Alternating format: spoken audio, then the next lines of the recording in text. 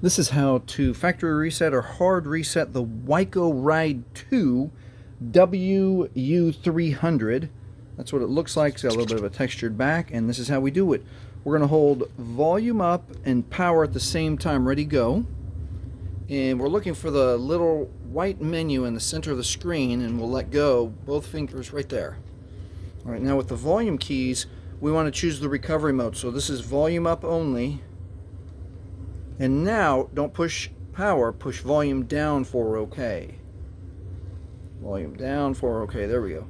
And it's going to take anywhere from, a few seconds to a minute, depending on your phone. And at the Fallen Android No Command, now we're going to hold power and then quick touch volume up.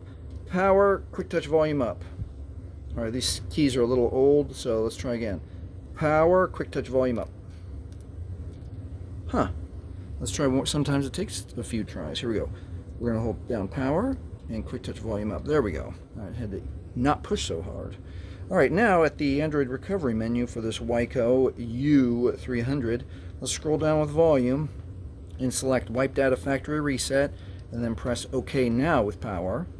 And then wipe all user data. This cannot be undone. To confirm, again, volume, yes, and then OK with power.